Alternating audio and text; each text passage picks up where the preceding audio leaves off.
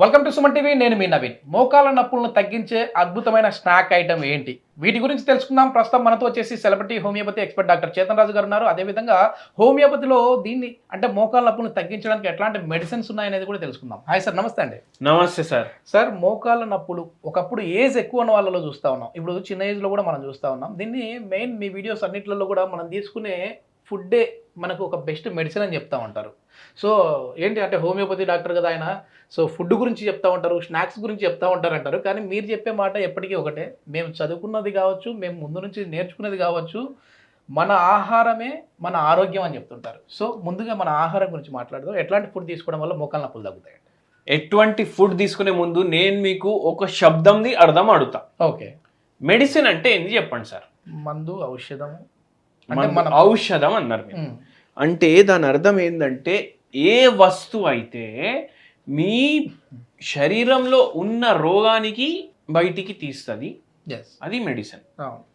ఇప్పుడు మీ శరీరంలోకి వెళ్ళి రోగం బయటికి పోతుంది లేదంటే దాన్ని తగ్గిస్తుంది అంటే అది మెడిసిన్.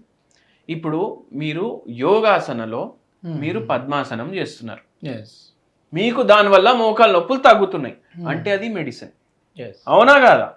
అయితే ఏందంటే మీరు మీ డయట్, ఇప్పుడు మోకాల నొప్పి అనేసి ఎక్కడెక్కడికెళ్ళో వస్తారు, దూరం దూరం నుంచి వస్తారు, కట్టెలు పట్టుకొని కూడా వస్తారు, వీల్ చైర్ల మీద కూడా వచ్చే పరిస్థితి కూడా ఉంటుంది. కానీ మనం చెప్పేటివి పేషెంట్ పాటిస్తే అది తగ్గుతుంది. మన దగ్గర మందులు తీసుకొని పోతారు భయ్, ఇప్పుడు తీసుకొని పోయిండు, బిల్ కట్టిండు, బిల్ కట్టేసి ఏమో మందులు తీసుకొని పోయిండు, ఇంటికాడ తీసుకొని పోయి ఏమో పక్కకు పెట్టిండు, తీసుకుంటలేడు, ఏడికెళ్ళి తగ్గుతుంది, అవునా కాదా? మనం కొన్ని చెప్తాం, ఇట్లా చేయాలి అట్లా చేయాలి, జరసేపు మీరు టెన్షన్లు పడొద్దు, నిద్ర పోవాలి మంచిగా. లేదు నా నెట్ఫ్లిక్స్ చూస్తా, నాకు అదే సర్వస్వం నైట్ టైం అంటే ఏడికెళ్ళి అవుతుంది కాదు కదా. అయితే డాక్టర్ చెప్పినట్టు చెయ్యండి. ఇప్పుడు నేను స్నాక్స్ అనేసి మీరు పదమన్నారు, అవునా కాదా? ఇప్పుడు ఒక మంచి స్నాక్ చెప్తా మీకు, మీరు రాగులు దోశలు వేసుకోండి.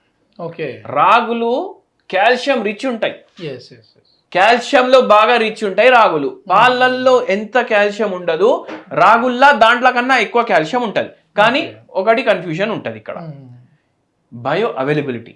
ఓకే, అబ్జర్వ్ చేసుకోలేకపోతుంది అంత శరీరం, పాలేయండి జట్ అనేసి అబ్జర్వ్ అవుతుంది. అయితే మీరు రాగుల కోసం మీరు పౌడర్ దాన్ని తీసుకొని కలిపేసి పెట్టండి. ఫర్మెంటేషన్కి వదులుతామా లేదా, ఇడ్లీలు చేసుకోవడానికి, దోశలు చేసుకోవడానికి. మీరు ఈ ఫర్మెంటేషన్ ప్రాసెస్లో ఏం చేయాలి అంటే దాంట్లో కొంచెం పాలు కూడా వేయాలి, ఓకే ఓకే, కొంచెం పెరుగు కూడా వేయాలి, మంచిగా దాన్ని కలపాలి, పెట్టేసేయాలి ఓవర్ నైట్ ఫర్మెంటేషన్కి. దీంతో ఏమవుతుంది, పాలు కూడా కలుస్తుంది కదా దాంట్లో, ఇప్పుడు బాడీకి అది అబ్జర్వ్ చేయడానికి ఈజీ చేస్తుంది. మళ్ళీ దాని తర్వాత చిన్న చిన్న సైజువి దోశలు వేసుకోవాలి, చిన్న చిన్న సైజ్ దోశలు. ఇప్పుడు 4ంటికి అందరూ దోశలు వేసి అమ్ముతుండ్రు, చూస్తున్నారా? స్నాక్ లాగా తయారైతుంది ఈ మధ్య. ఇప్పుడు ఆ దోశలు రోడ్డు మీద అమ్ముతారు కదా, ఆడికి పోయి అన్న డబల్ ఆయిల్ వేయి, డబల్ పొడి వేయి, డబల్ చట్నీ వేయి, అన్ని డబల్ డబల్ డబల్ తిని మీ జాయింట్ కూడా డబల్ రొటీ లాగా తయారైంది.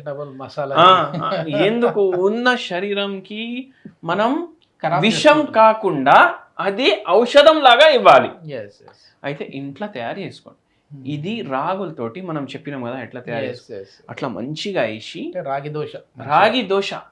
కానీ ఇప్పుడు రాగులు పిండి తయారు చేసేటప్పుడు కూడా ఏమేమి మనం చేయాలి పాటించాలి అది చెప్పినాం. మళ్ళా దోశ వేసినాక జర లావు పెట్టండి దోశకి, దాని మీద కొంచెం మీరు ఆవు నెయ్యి వేయండి. ఆవు నెయ్యి వేసి పుట్నాల పొడి మీరు మంచిగా వేయండి దాని మీద. ఇప్పుడు ఏమేం పోతుంది, కాల్షియం పోతుంది, రాగుల్లో ఉన్నవి ఫైబర్ పోతుంది, కాంప్లెక్స్ కార్బోహైడ్రేట్ పోతుంది, మళ్ళీ దాని తర్వాత పుట్నాల పొడిలో ఉన్న ప్రోటీన్ పోతుంది, బి కాంప్లెక్స్ పోతుంది, దాంట్లో వేరే వేరే మినరల్స్ ఉంటాయి అవి పోతున్నాయి, అవునా కదా? ఆవు నెయ్యి గుడ్ ఫ్యాట్ కూడా ఉంది.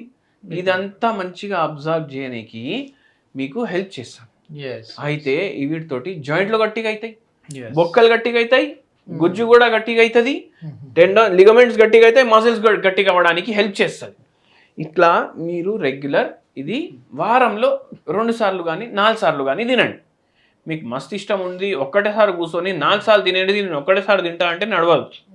ఒక్కసారిలో చిన్న చిన్నవి వేసుకొని 2 తినాలి, అదే మీ బ్రేక్ఫాస్ట్ అనుకోండి. లేదంటే మధ్యాహ్నం తింటున్నారంటే అదే లంచ్ అని అనుకోండి. కానీ మస్తు ఉంది 10 ఒకటేసారి తింటా అంటే నెక్స్ట్ డే మీకు మలబద్ధకం అవ్వచ్చు, గ్యాస్ట్రిక్ ప్రాబ్లం అవ్వచ్చు, వాంతులు కూడా అవ్వచ్చు.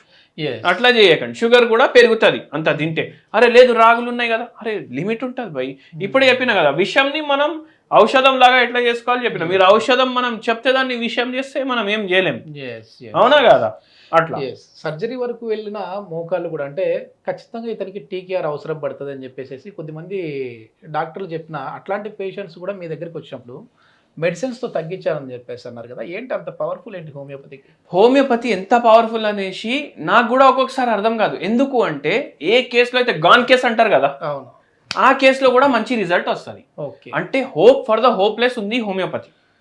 హోప్ ఫర్ ద హోప్లెస్ అంటే ఎక్కడైతే మీకు ఆసారం ఇది అవుతుంది పని అనేది కనిపించదు కదా, అక్కడ కూడా మీకు ఆసారాలు చూపిస్తుంది.